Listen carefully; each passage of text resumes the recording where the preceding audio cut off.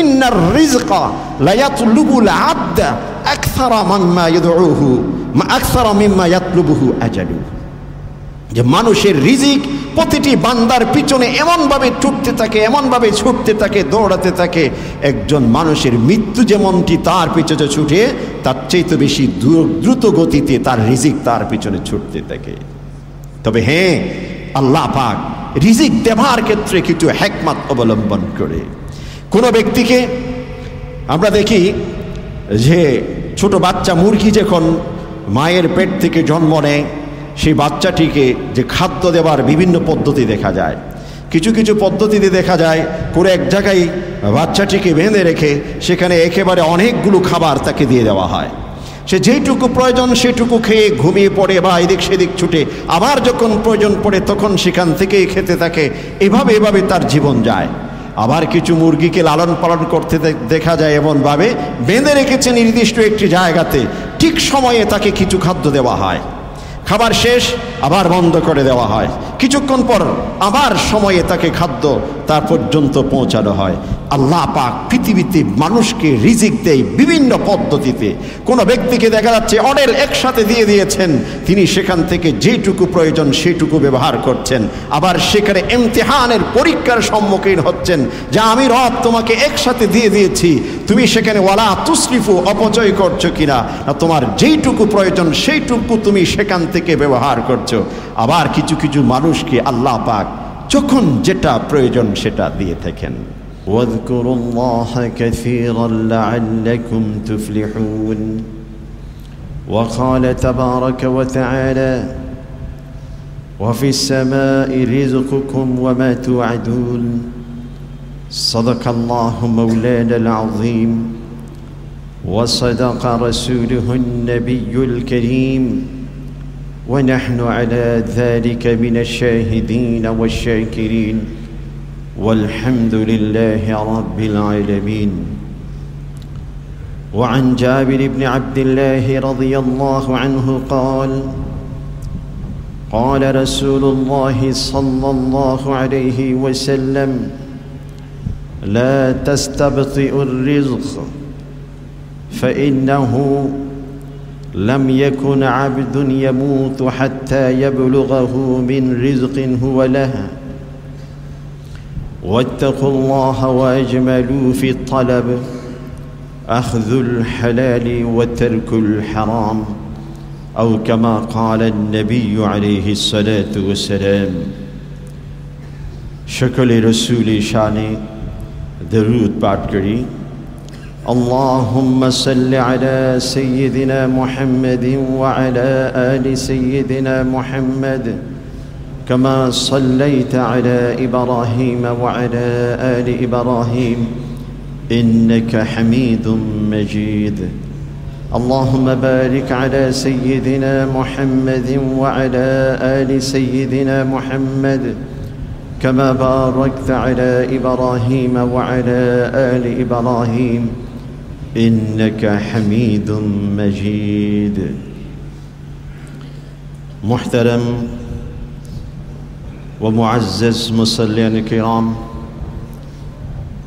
আল্লাহ পাক তার বিশেষ অনুগ্রহে জুমার দিনের এই গুরুত্বপূর্ণ ইবাদত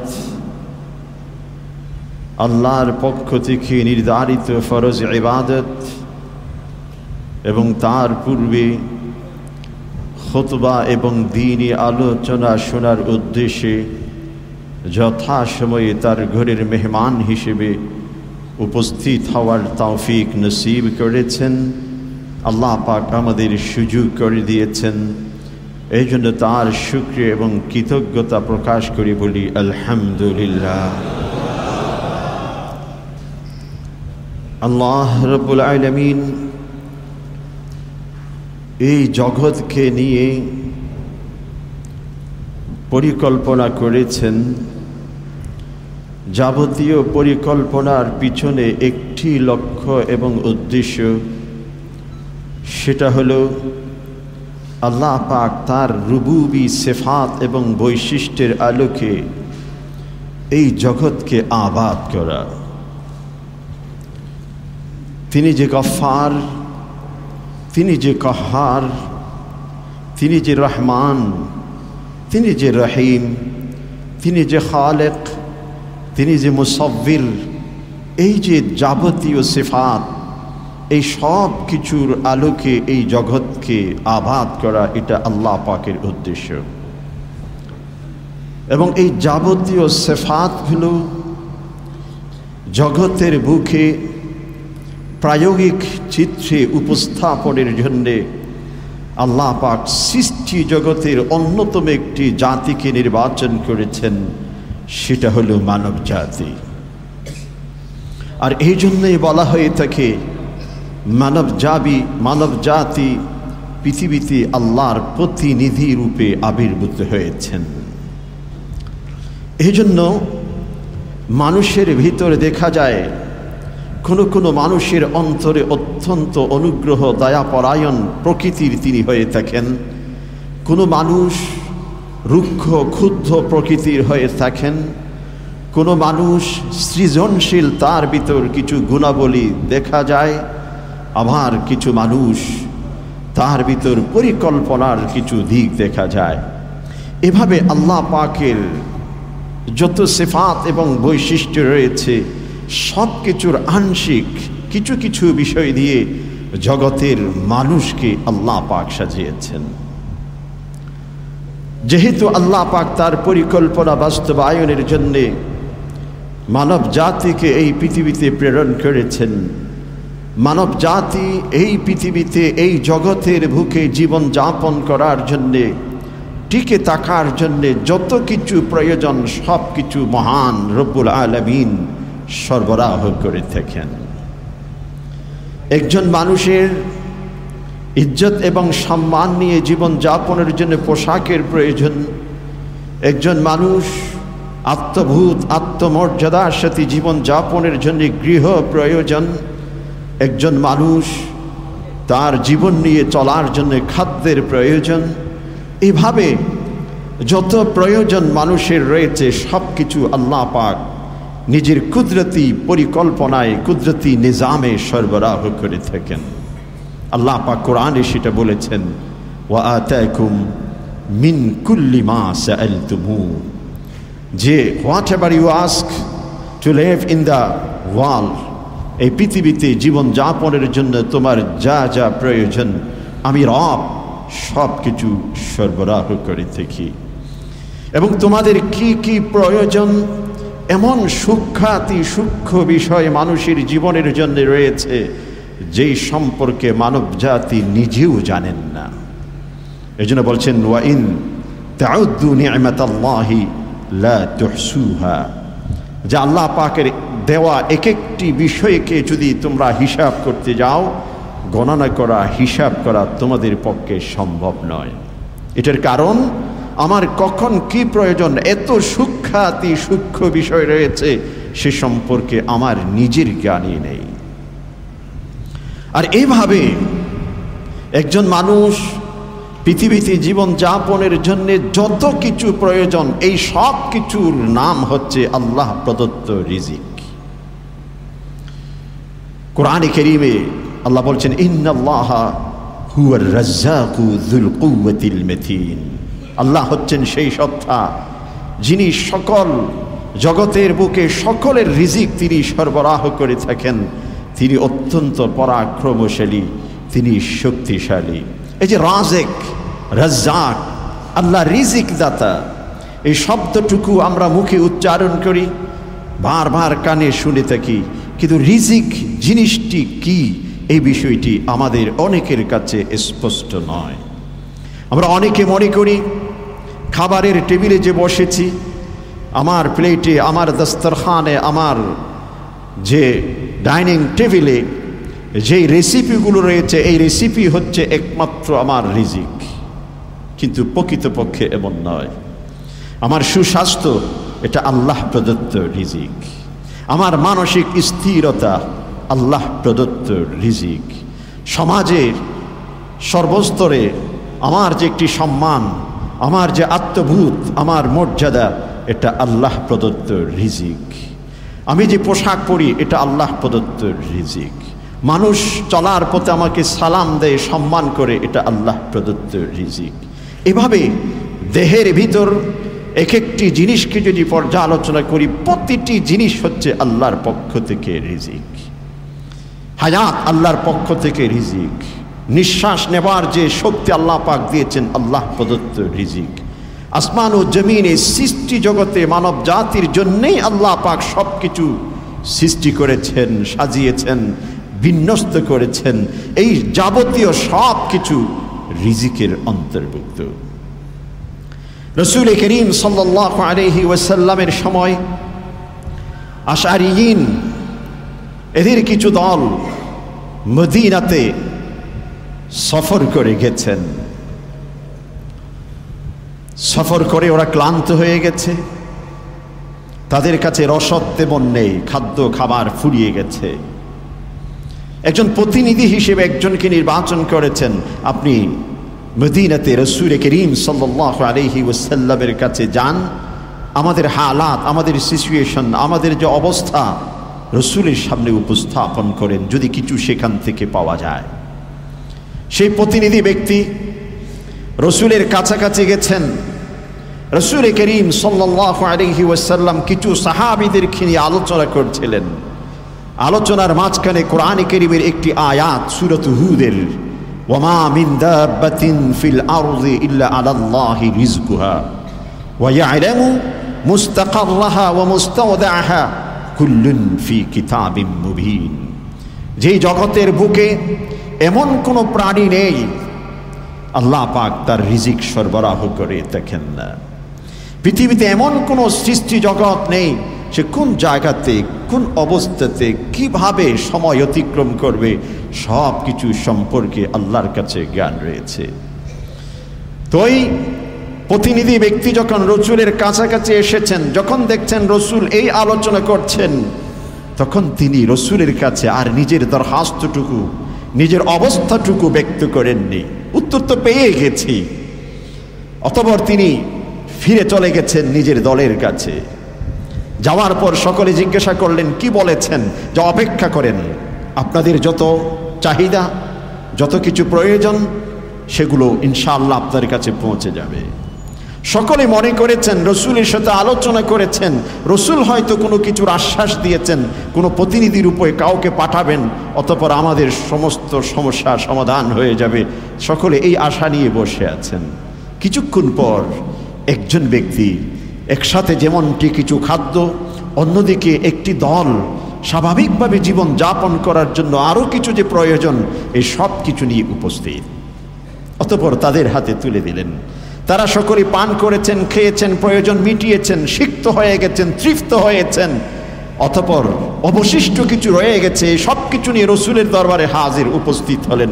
ইয়া রাসূলুল্লাহ, আপনি আমাদের কাছে সব কিছু পাঠিয়েছেন, আমাদের প্রয়োজন শেষ হয়ে গেছে, বাকিগুলো আপনার কাছে নিয়ে এসেছি, যাতে করে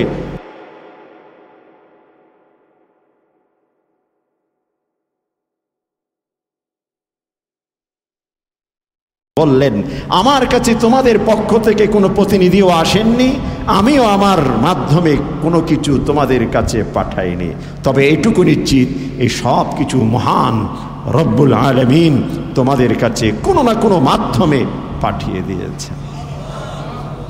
এভাবে আল্লাহ পাক জগতের বুকে প্রতিটি মানুষের রিজিক নিশ্চিত করেন। হযরত মূসা আলাইহিস সালাম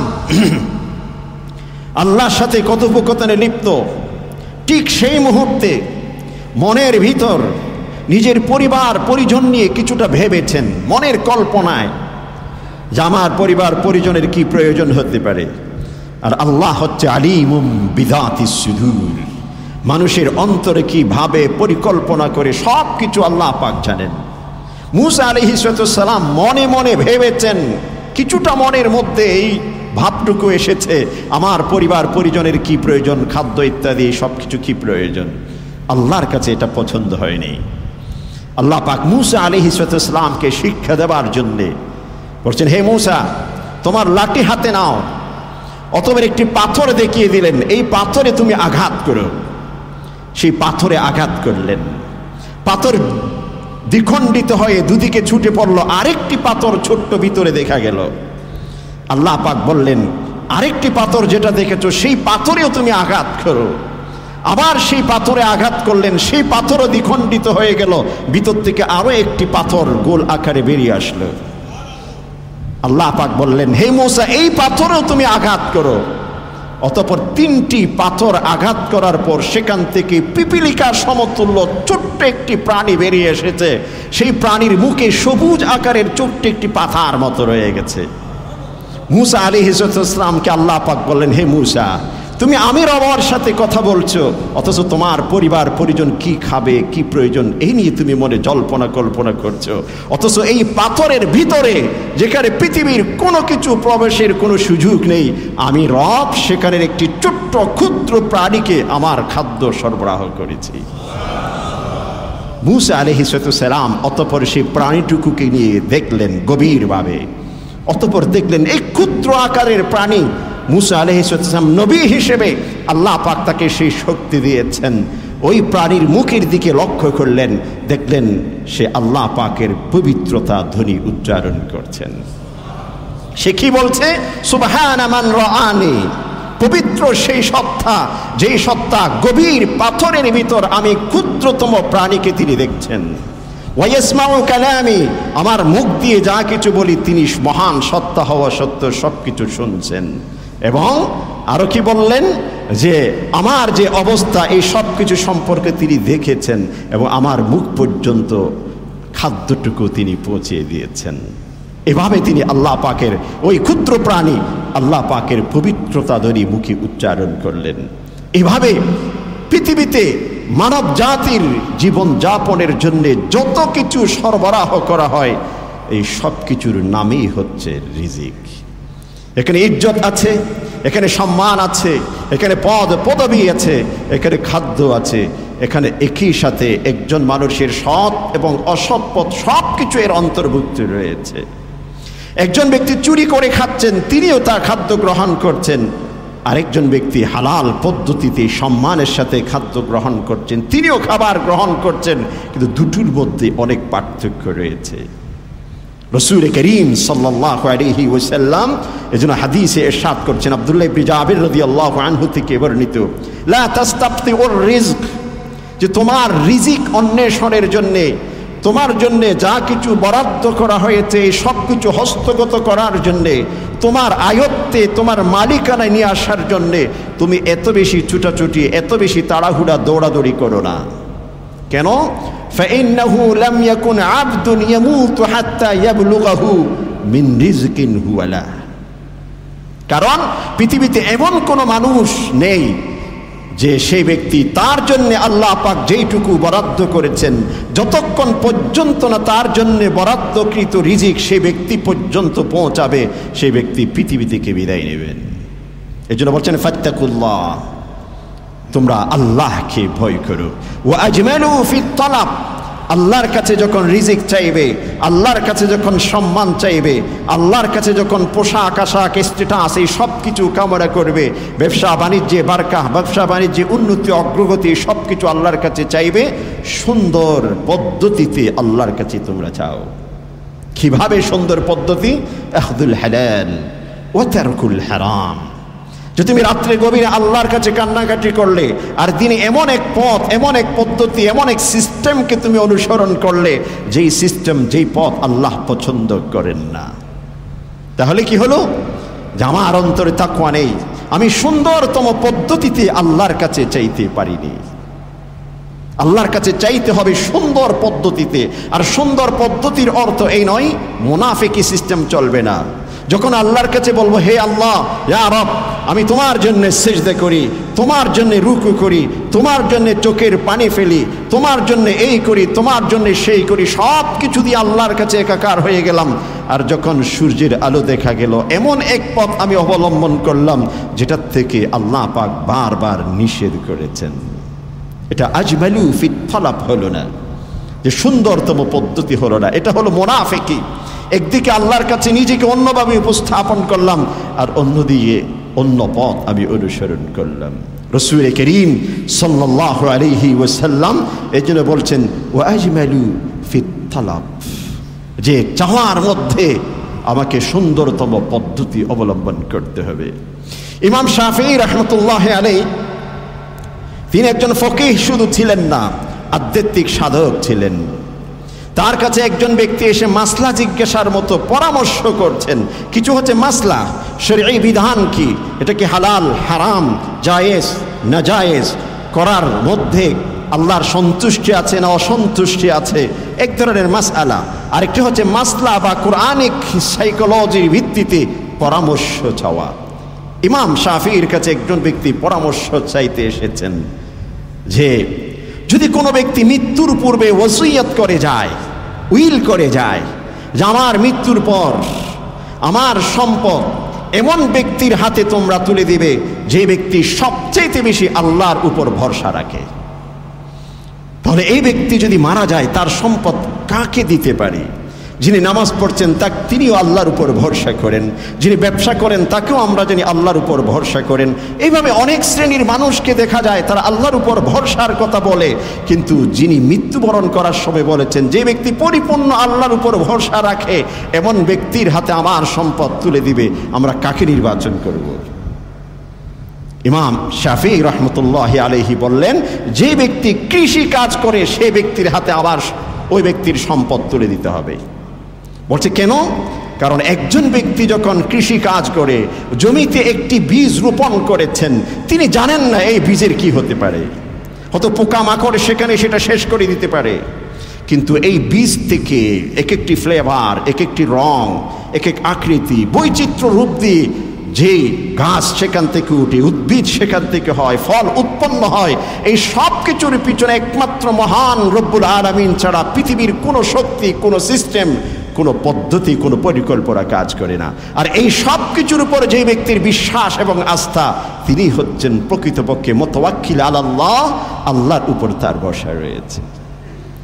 এজন্য আল্লাহর উপর ভরসা, আল্লাহকে ভয় করা রিজিকের ক্ষেত্রে এটা অত্যন্ত গুরুত্বপূর্ণ বিষয়।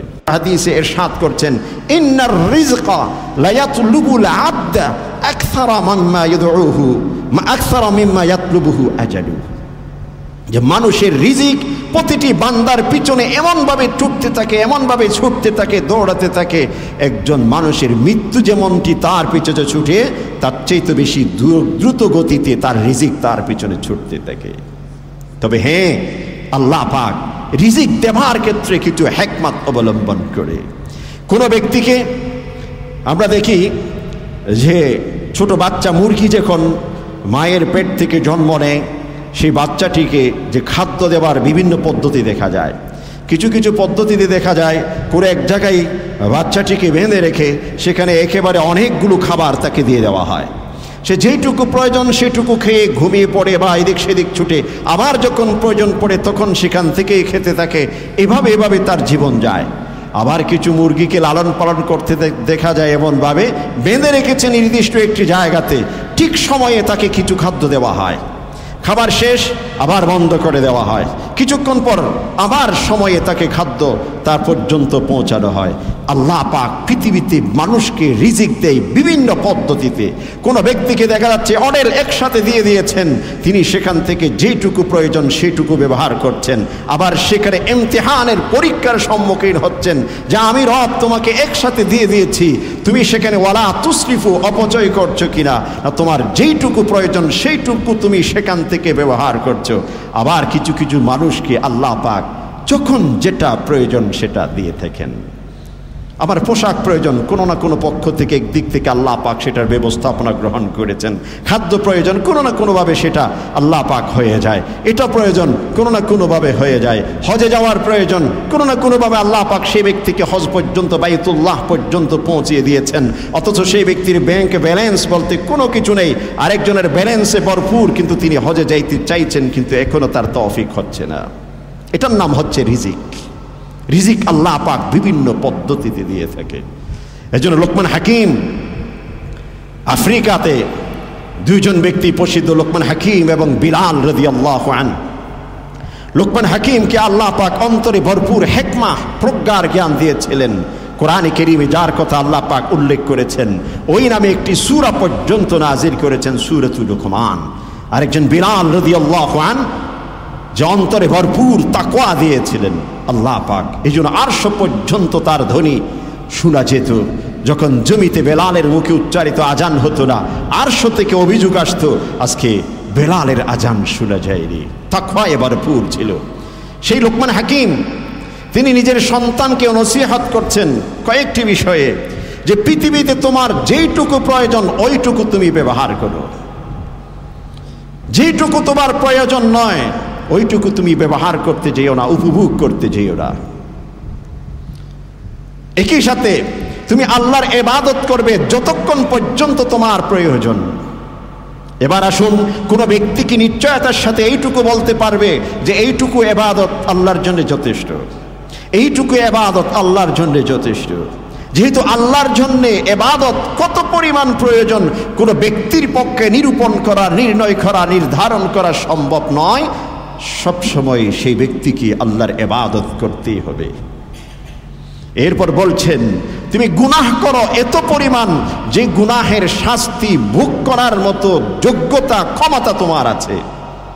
তুমি এক ওয়াক্ত নামাজ যদি ছেড়ে যাও, সেই এক ওয়াক্ত নামাজের বিনিময়ে আল্লাহ পাক যে কঠিন শাস্তিটুকু দিবেন ওইটুকু পর্যন্ত তাহাম্মুল করা, সহ্য করা তুমি বান্দার পক্ষে সম্ভব নয়। তাহলে তুমি একাধিক ওয়াক্ত নামাজ কেমনে ছেড়ে দাও?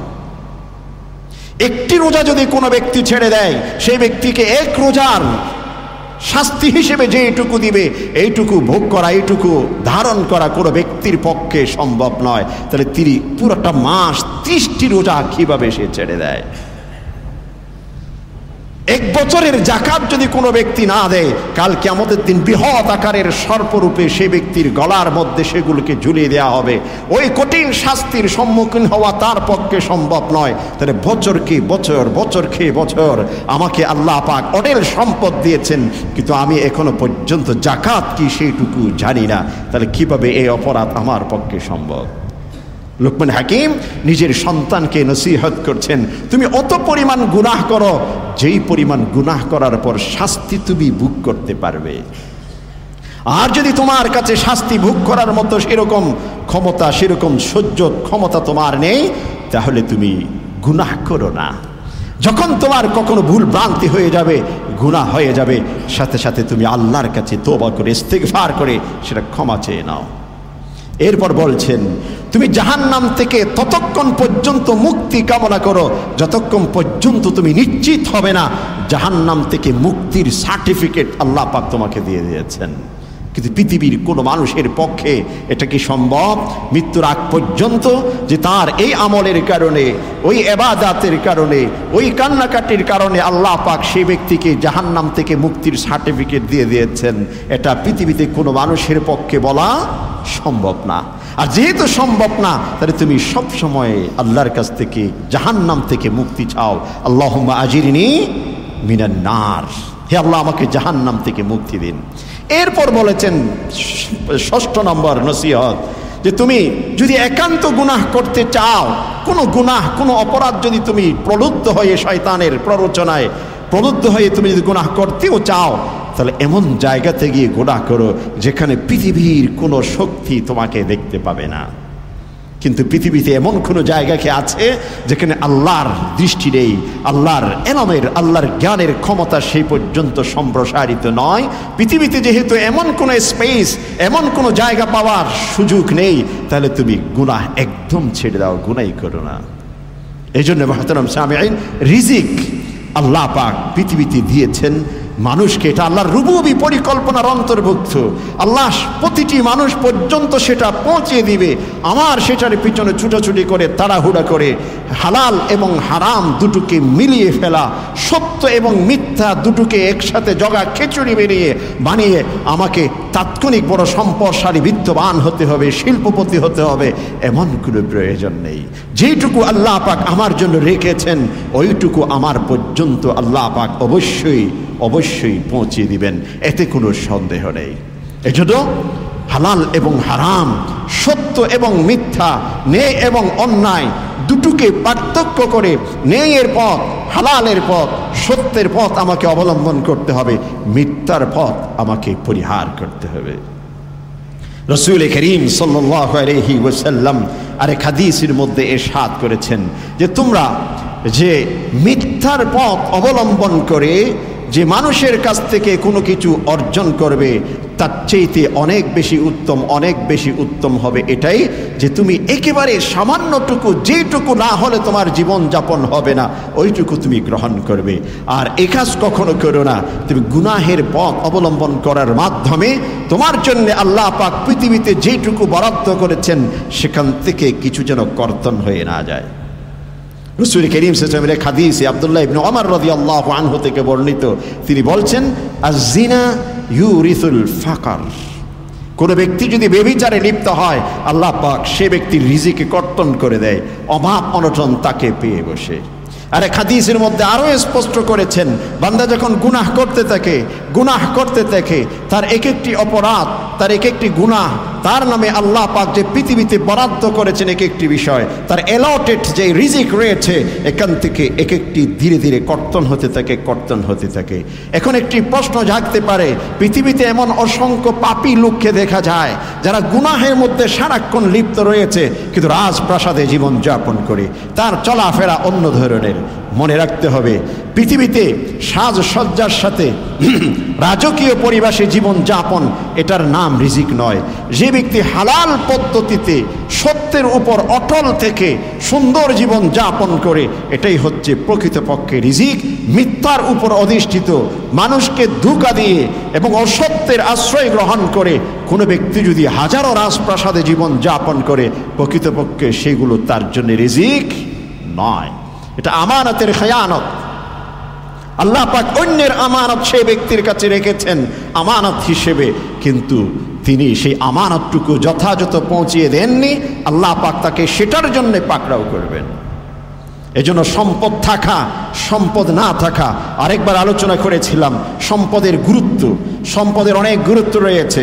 যদি একজন ব্যক্তি সম্পদকে সঠিক পন্থায় ব্যবহার করে, আর যদি কোনো ব্যক্তি সম্পদকে অন্যায়ভাবে গ্রহণ করে, অন্যায় কাজে সেটাকে ইউজ করে, ব্যবহার করে, সেই সম্পদ সে ব্যক্তির জন্য আল্লাহর পক্ষ থেকে অভিশাপ ছাড়া অন্য কোনো কিছু নয়। এটি ঘটনাও তুলে ধরেছিলাম যে ওবাইদুল্লাহ আহরার একজন আল্লাহর ওলি ছিলেন, পাশাপাশি তিনি অনেক সম্পদশালী ছিলেন। তার খাজানা বহন করার যে চাবি, এগুলো বহন করার জন্য কয়েকজন লোক লাগত। এত বেশি সম্পদ তার ছিল, কিন্তু তিনি আল্লাহর ওলি হিসেবে প্রসিদ্ধ। আল্লামা আব্দুর রহমান জামি সেই ব্যক্তির সাথে সাক্ষাৎ করতে গেছেন। যেহেতু আল্লাহর ওলি হিসেবে আল্লাহর অত্যন্ত সান্নিধ্য প্রাপ্ত একজন ব্যক্তি, তার কাছ থেকে দোয়া নেওয়া যেতে পারে, বারকাত নেওয়া যেতে পারে, তার সাথে সাক্ষাৎ করতে গেছেন। যখন দূর থেকে দেখলেন তিনি এমন রাজকীয় জীবন যাপন, তার অনেক সম্পদ, তার মালিকানা এই রয়েছে সেই রয়েছে, আব্দুর রহমান জামি সেখান থেকে ফিরে চলে আসলেন।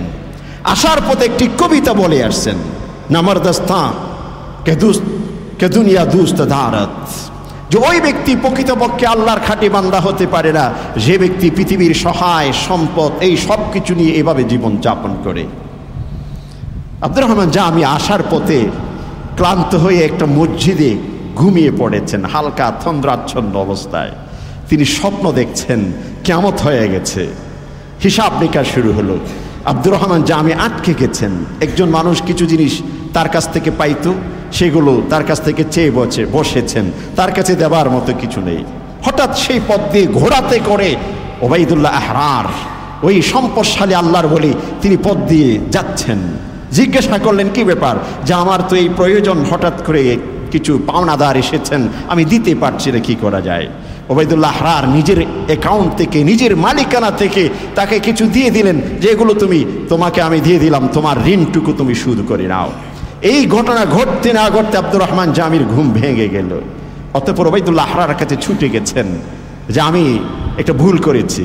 হ্যাঁ, তুমি কি ভুল করেছো আমি জানি। ওই সেই পংক্তিটুকু শেরটুকু সে লিখেছিল, বলে তুমি কি পংক্তি, কি শের কাব্য উচ্চারণ করে গিয়েছিলে বলো, নামারদস্তা কে দুনিয়া দুস্ত ধারত, যে ওই ব্যক্তি প্রকৃতপক্ষে আল্লাহর খাঁটি বান্দা হতে পারে না যে ব্যক্তি পৃথিবীকে ভালোবাসে, পৃথিবীর সহায় সম্পদ এগুলো নিজের মালিকানাধীন রাখে।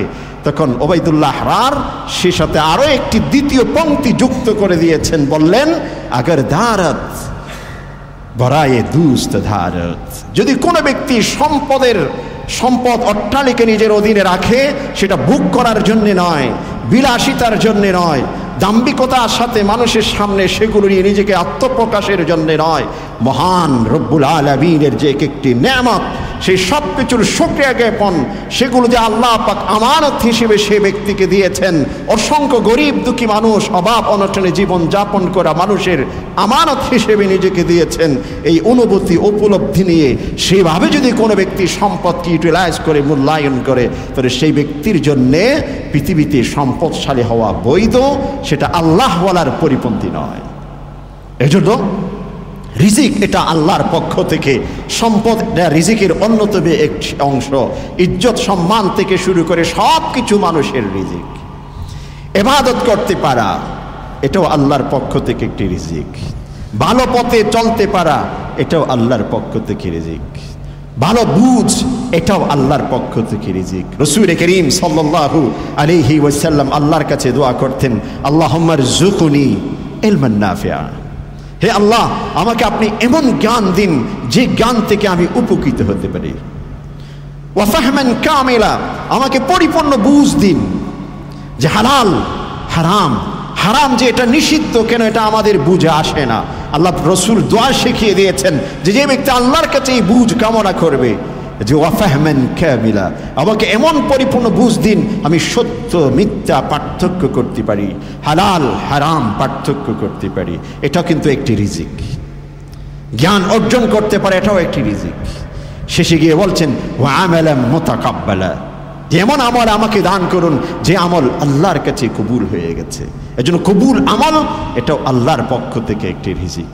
হজ করা, প্রতি বছর এক একজন ব্যক্তি হজে যায়, কিন্তু মকবুল হজ এটা আল্লাহ প্রদত্ত এক বড় রিজিক। এটা আল্লাহর কাছ থেকে চেয়ে নিতে হবে। একই সাথে নিজের এমন আমল করতে হবে, এমনভাবে নিয়তকে বিশুদ্ধ করতে হবে যাতে করে আল্লাহ পাক আমার সে আমলকে কবুল করে নেয়। আল্লাহ পাক যেন আমার আমলকে কবুল করে নেয়। মুহতারাম সামিন, আল্লাহ পাক কোরআন কারীমে ইরশাদ করছেন, ইন্নাল্লাহা ইয়াবসুতুর রিজকা লিমান ইয়াশাউ ওয়া ইয়াকদির। আল্লাহ পাক যাকে ইচ্ছে তিনি রিজিককে প্রশস্ত করে দেয়, আবার কোনো ব্যক্তির জন্য যদি চায় তিনি সেই রিজিককে আবার কমিয়ে দেয়। তবে এর পিছনে কি রয়েছে? একটা বিশাল আল্লাহর পক্ষ থেকে হিকমত রয়েছে। আল্লাহ বলছেন, আহুম ইয়াকসিমুনা রাহমাত রাব্বিক নাহনু কাসামনা বাইনাহুম মাঈশাতাহুম ফিল হায়াতিদ দুনিয়া ওয়া রাফা'না বা'দাহুম ফাওকা বা'দিন দারাজাত লিয়াত্তাখিযা বা'দুহুম বা'দান সুহরিয়া ওয়া রাহমাতু রাব্বিকা খায়রুম মিম্মা ইয়াজমাউন। যে যারা পৃথিবীতে বিভোর হয়ে গেছেন তারা কি মনে করে মানুষের কাছে তাদের যে রিজিক, তাদের সম্মান, এসব কিছু তারাই দিয়ে থাকে? একজন ব্যক্তি উচ্চ পদের অধিকারী হয়ে গেছেন, তিনি মানুষের বিভিন্ন পদ, চাকরি ইত্যাদি সব কিছু তার কলমের কালির মাধ্যমে নির্ণীত হয়। তিনি যদি মনে করেন আমার এমন একটি শক্তি রয়েছে, মানুষকে আমি চাইলে সম্মানিত করতে পারি, আরেকজন ব্যক্তিকে অসম্মানিত করতে পারি, এটা হবে তার ভুল। আল্লাহ বলছেন এটা তোমার সেই শক্তি নয়, এটা তোমাকে দায়িত্ব দেওয়া হয়েছে। একটি হচ্ছে ক্ষমতা, শক্তি, আরেকটি হচ্ছে দায়িত্ব। যে ব্যক্তি দায়িত্ব হিসেবে কোনো জিনিসকে গ্রহণ করবেন তখন সেখানে বিবেচনার বিষয় রয়েছে, ভাববার বিষয় রয়েছে। আর যদি সেটাকে ক্ষমতা হিসেবে গ্রহণ করেন তাহলে সেখানে অহংকারী আছে, সেখানে দাম্ভিকতা আছে। যেমন মন চায় তেমনভাবে সেটাকে সে মূল্যায়ন করতে পারে। কিন্তু যেখানে দায়িত্ববোধ থাকবে সেখানে সঠিক না, সেটা সঠিক হচ্ছে না। এই দুটোর মানদণ্ডে কোনটি করব না করব এটা একটু বিবেচনা করার বিষয় থাকবে। আল্লাহ পাক বলছেন, নাহনু কাসামনা বাইনাহুম মাঈশাতাহুম ফিল হায়াতিদ দুনিয়া। জগতের বুকে প্রতিটি মানুষের জীবন যাপনের জীবিকা থেকে শুরু করে সব কিছু আমি রব বন্টন করে থাকি। তোমাকে যেই দায়িত্বটুকু দেওয়া হয়েছে, যেই 4 বছর হয়েছে, এটা সাময়িক আমানত হিসেবে আমি দিয়েছি। কিন্তু এই আমানতকে তুমি মিসইউজ যদি করো সেটার শাস্তি তোমার জন্য নির্ধারিত রয়েছে। আর আমার যে ব্যক্তিকে তোমার কলমের উসিলায় পদ পাওয়ার কথা, সম্মান পাওয়ার কথা, সেই সম্মানটুকু তুমি যদি তার কাছ থেকে চিনিয়ে নাও, আমি রব তাকে অন্যদিকে সম্মানিত করব। কিন্তু তুমি তোমার দায়িত্ব অবহেলার কারণে আমার কাছে তুমি ধরাশায়ী হবে। এজন্য কোনো ব্যক্তির রিজিক যদি একদিকে না থাকে আল্লাহ পাক অন্যদিকে দিয়ে দিবেন। যেই ফুল পৃথিবীতে ফুটার কথা, সেই ফুল যদি আমি হাত দিয়ে সেটাকে খসলিয়ে দেয়, আল্লাহ পাক সেই ফুলকে অন্য কোনো মাটি দিয়ে উঠার সুযোগ করে দেবেন। এজন্য মানুষের পথ পদবী থেকে শুরু করে সব কিছুর মধ্যে আল্লাহ প্রদত্ত রিজিকের বন্টনের একটি বিরাট দিক রয়েছে। এটার সব কিছুকে নিয়েই হচ্ছে রিজিক। কোনো ব্যক্তি যদি মনে করে আমার শুধুমাত্র খাদ্যটুকু রিজিক, এটা প্রকৃতপক্ষে রিজিক নয়। এই জন্য বলছেন ওয়াফিস সামাই রিজকুকুম ওয়া মা তুআদুন, প্রতিটি মানুষের রিজিকের বন্টন সিদ্ধান্ত এটা আসমান থেকে হয়ে থাকে। আমাদের যা কিছু প্রতিশ্রুতি আল্লাহ পাক দিয়েছেন, এই সব কিছুর সিদ্ধান্ত আল্লাহর পক্ষ থেকে আসমান থেকে হয়ে থাকে।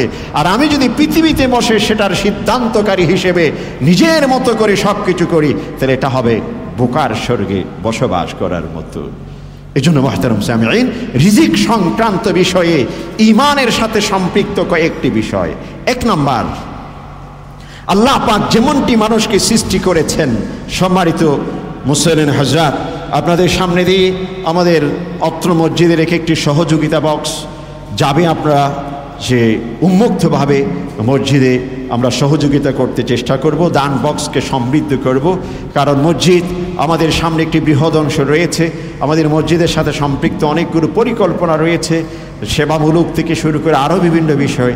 এজন্য এই মসজিদ হচ্ছে আপনাদের এই দেয়া সহযোগিতার আলোকেই সব কিছু পরিচালিত হয়। এজন্য উন্মুক্তভাবে আমরা মসজিদের সহযোগিতা বক্সে দান করতে চেষ্টা করব। যে বিষয়টি বলছিলাম, রিজিক সংক্রান্ত ঈমানের কয়েকটি বিষয়। আল্লাহ পাক যেমনটি স্রষ্টা, আল্লাহ পাক যেমনটি একমাত্র ইবাদতের উপযুক্ত, লা ইলাহা, তিনি ছাড়া পৃথিবীতে অন্য কোনো মাবুদ নাই। রিজিক দাতা হচ্ছে পৃথিবীতে একমাত্র আল্লাহ। এটা ঈমানের একটি অঙ্গ। দ্বিতীয় ঈমানের অঙ্গ, প্রতিটি মানুষের জন্য আল্লাহ পাক কুদরতি নিজামে রিজিক বরাদ্দ করে রেখেছেন।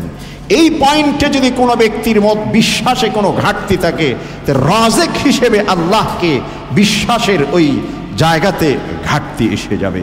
এজন্য যেমনটি তিনি সকল মানুষের রিজিক, যেমনটি খালেক, তিনি একমাত্র রিজিক দাতা, ঠিক তেমনি ভাবে প্রতিটি মানুষের রিজিক দাতা হচ্ছেন আল্লাহ। রাসূল করিম সাল্লাল্লাহু আলাইহি ওয়াসাল্লাম হাদিসে ইরশাদ করেছেন, আনাস ইবনে মালিক রাদিয়াল্লাহু আনহু থেকে বর্ণিত, ইন্নাল্লাহ, আল্লাহ পাক এক যে রেহেমে যখন প্রতিটি মানুষের বাচ্চা নিয়ে পরিকল্পনা করে একজন ফেরেশতা তিনি ঠিক করেছেন। ফেরেশতা ঠিক করার পর তাকে পৃথিবীতে পাঠিয়েছেন, জিজ্ঞাসা করে বান্দার কি অবস্থা। তখন সেই ফেরেশতা আল্লাহর কাছে রিপোর্ট দিতে থাকে, আয় রাব, নুতফাতান, এখনো পর্যন্ত পানিতে রয়েছে, আলাকাতান, এখনো রক্তের মধ্যে রয়েছে, মুদগাতান, একটু মাংসপিণ্ডে পরিণত হয়েছে, ফাইদা আরাদাল্লাহু আন ইয়াকদিয়া খালকা, চূড়ান্তভাবে আল্লাহ পাক যখন ওই ব্যক্তিকে সৃষ্টি করে পৃথিবীতে পাঠাবেন, এই পরিকল্পনা যখন ফেরেশতা থেকে জানানো হয়, তখন ফেরেশতা জিজ্ঞাসা করে, আয় রাব, আযাকারুন আম উনসা, এটাকে নারী রূপে হবে না পুরুষ রূপে হবে, আশাকিয়ুন আম সাঈদ, তার ভবিষ্যৎ কোন দিকে যাবে, ফামার রিজকু ওয়ামাল আজালুলা, এই ব্যক্তির জন্য পৃথিবীতে কি কি রিজিক বরাদ্দ করা যেতে পারে, এই ব্যক্তির হায়াতের সীমানা কোন জায়গা থেকে কত দূর পর্যন্ত যেতে পারে, কত বছর এই পৃথিবীতে সে জীবন যাপন করতে পারে। আল্লাহ রাসূল সাল্লাল্লাহু আলাইহি ওয়াসাল্লাম বলছেন, ফায়ুগতাবু কাযালিকা ওয়া হুয়া ফি বাতনি উম্মি, প্রতিটি সন্তান যখন মায়ের পেটে থাকে ঠিক সেই সময় থেকে আল্লাহ পাক প্রতিটি মানুষকে নিয়ে পরিকল্পনা করে। এটা ঈমানের একটি অংশ, এটা ঈমানের অংশ।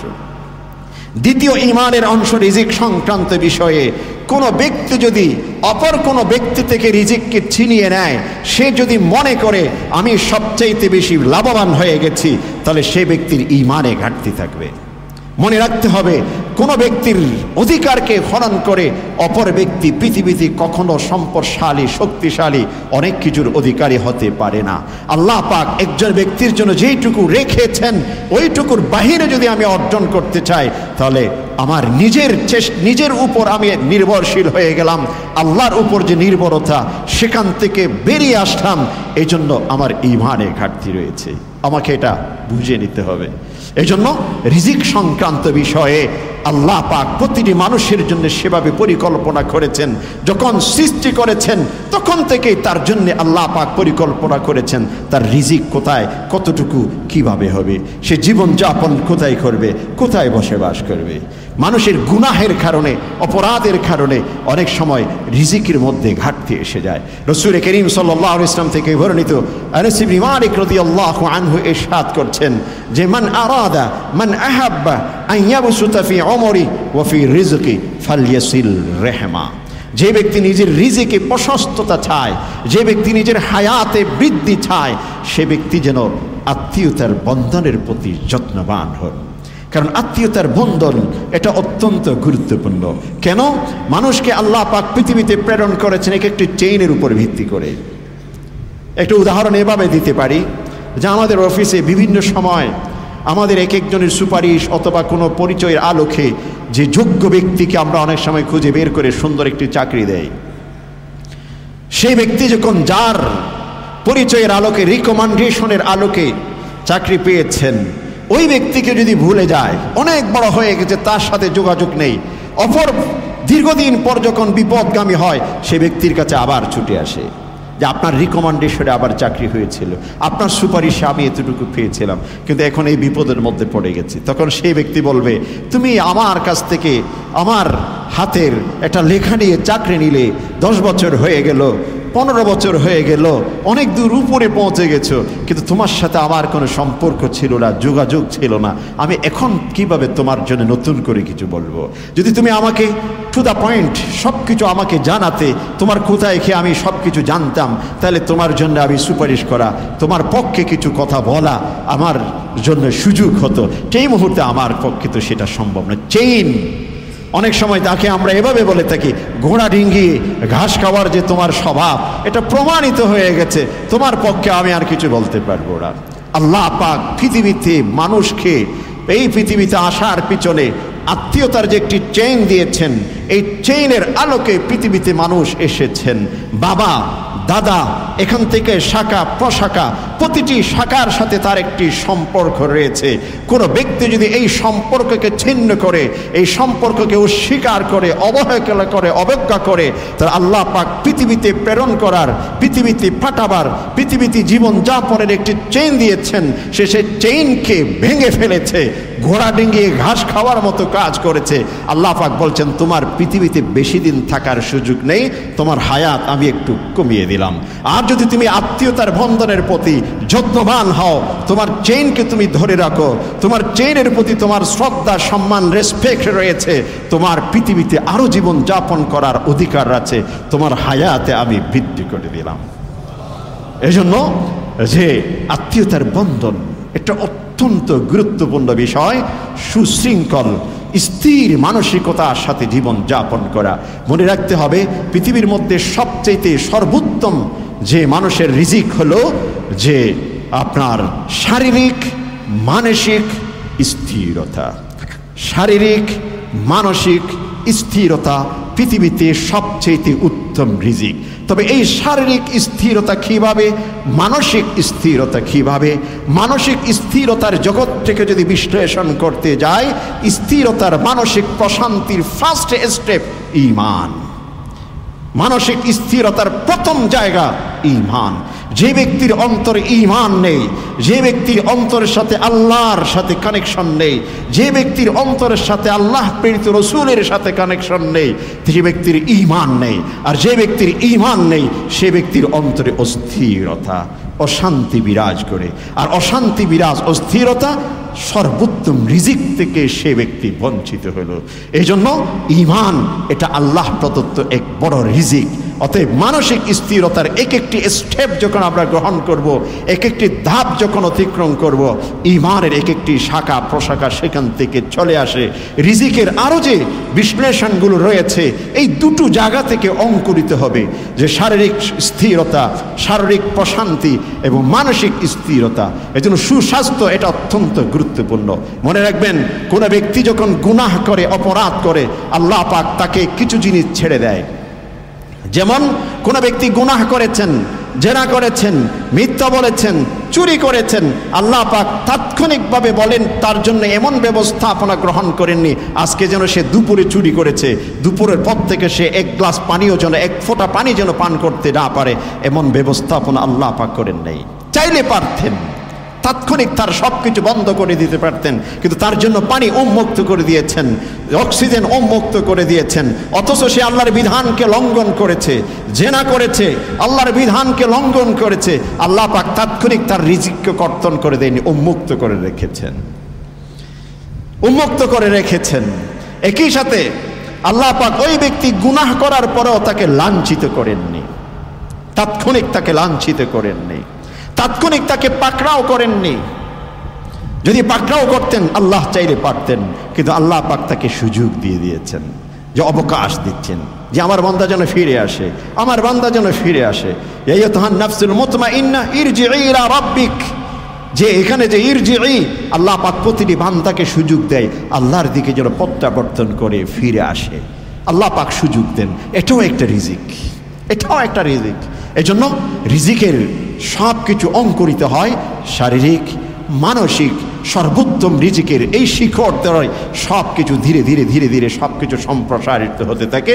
এগুলো হচ্ছে ঈমানের অন্যতম গুরুত্বপূর্ণ একটি বিষয়। এজন্য আসুন, পৃথিবীতে আল্লাহ পাক যখন আলো বাতাসের এই জগতে প্রেরণ করেছেন, জীবিত থাকার জন্যে যা কিছু প্রয়োজন রব সব কিছু দিচ্ছেন, পালনকর্তা তিনি সব কিছু দিচ্ছেন। আমার এটা প্রয়োজন নেই অপরের ঘাড় চেপে, অপরকে আঘাত করে, অপরের সম্পদ চুরি করে, মিথ্যার আশ্রয় গ্রহণ করে আমার এত কিছু কামাই করার কোনো প্রয়োজন নেই। আল্লাহ তো আমার জন্য বরাদ্দ করে রেখেছেন, আমি তো অবশ্যই অবশ্যই সেটা পেয়েই যাব। যেহেতু পেয়ে যাব, তাহলে আমার এত কিছু করার কোনো প্রয়োজন। এই ঈমানটুকু যদি আমাদের মজবুত হয়ে যায়, শক্তিশালী হয়ে যায়, তাহলে অবশ্যই গুনাহ, অপরাধ, অন্যায়, সমাজ থেকে দুর্নীতি বিলুপ্ত হওয়া, সমাজকে দুর্নীতি মুক্ত করা, এটা আমাদের পক্ষে সম্ভব হবে। আল্লাহ রাব্বুল আলামিন আমাদের সকলকে ঈমানের যে একটি সূক্ষ্মাতি সূক্ষ্ম বিষয় রয়েছে, এই সব কিছু সম্পর্কে অনুধাবন করে উপলব্ধি করে আমাদের ঈমানকে মজবুত করা, গুনাহ থেকে বেঁচে থাকা, একই সাথে সকলের প্রতি সমান শ্রদ্ধা সম্মান বোধ নিয়ে এই জগৎকে আল্লাহর প্রতিনিধি রূপে সাজাবার তৌফিক নসিব করুন। আমিন ইয়া রাব্বাল আলামিন।